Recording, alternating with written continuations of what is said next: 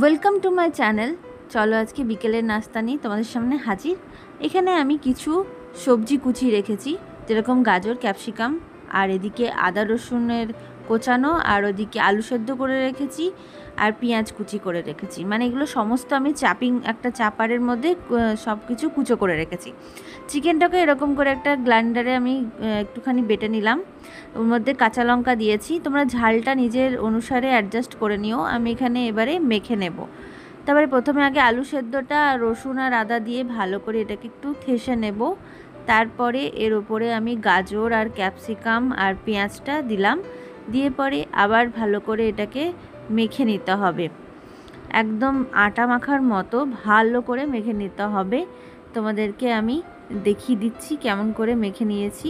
এবারে এর মধ্যে নুন অ্যাডজাস্ট করে নিতে হবে, নুনটা স্বাদ অনুসারে দিতে হবে। তারপরে নুনটা দিয়েও আবার ভালো করে মেখে নিতে হবে। আর একটু আমি তেল দিয়েছি এখানে, সাদা তেল, ওই 1 চামচের মতো দিয়ে ধনেপাতাটা দিয়ে আবার মেখে নেবো এটাকে পুরোটা। এবং গোলমরিচ গুঁড়ো দিয়েছি এর মধ্যে, আর দিয়েছি ভিনিগার। এখানে লেবুর রসও দিতে পারো, আমি ভিনিগার দিয়েছি। নিজের ইচ্ছা অনুসারে একটু মশলা অ্যাড করে নিতে পারো। আমি এখানে অরিগানো আর চিলি ফ্লেক্সও ব্যবহার করেছি, যাতে একটুখানি টেস্টটা একটু ডিফারেন্ট আসে। এবারে আবার ভালো করে মাখিয়ে নেব। মাখিয়ে নেওয়ার পরে এটা আবার সাইড করে রাখবো। এবারে আমরা চলে যাব কিছু প্রিপারেশন নিতে। যেরকম এটা মাখাটা রেখে দিয়েছি সাইড করে, আর নিয়েছি ডিম নেব, আর নিতে হবে ব্রেড ক্রামস দিয়ে প্রথমে একটুখানি কোটিং লাগিয়ে নিলাম। তারপরে এরকম ডিম আমি এখানে 2টো নিয়েছি, নুন দিচ্ছি ডিমের মধ্যে, দিয়ে ডিমটাকে ভালো করে ফাটিয়ে নেব। তারপরে আর কিছুই না, এবারে আমি ডিমের গোলা এটাকে একবার চোবাবো, দিয়ে পরে আবার ব্রেড ক্রামসে দেবো, দিয়ে পরে আবার আমি এটাকে একটুখানি সেভ করে নেব ঠিক মতো, মানে ব্রেড ক্রামসগুলো ঠিক করে লেগে যাচ্ছে কি না এরকম করে আমি রেখে নেব। আমি এখানে একটা কোটিংই করেছি, তোমরা ডবল কোটিং করতে পারো। ডবল কোটিং করলে একটু জাস্ট মোটা হয়ে যায়, আমি সিঙ্গেল কোটিং করেছি। যে এটা তো নর্মাল ব্যাপার, সবাই এরকম করে কোটিং করতে পারে মোটামুটি। এবারে আমি এটাকে ভালো করে এরকম করে রেডি করে নেব। দেখো খুবই ইজি। আর এরকম চায়ের সঙ্গে বিকেলবেলায় এরকম একটা স্ন্যাক্স থাকলে আর কি চাই বলো, সবারই মন ভরে যাবে।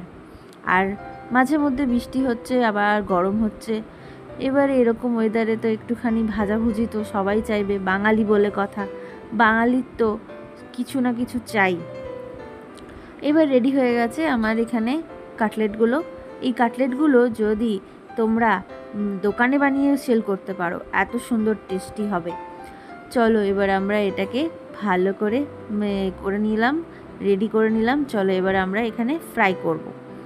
আমার কাটলেট এখানে 17খানা রেডি হয়েছে টোটাল, দেখে নাও। ওই একটু মাখা থেকে কতগুলো পিস হয়েছে।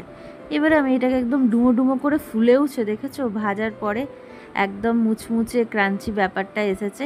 এরকম করে ভেজে নিলাম।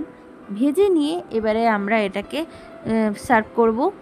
তোমাদের বাড়িতে এরকম ছোটোখাটো স্ন্যাক্স যদি রেডি হয়, যদি এরকম এই ভিডিও দেখে তোমরা যদি কেউ বানিয়ে থাকো, অবশ্যই আমাকে ট্যাগ করো, আমি তোমাদের সঙ্গে কমেন্ট করব।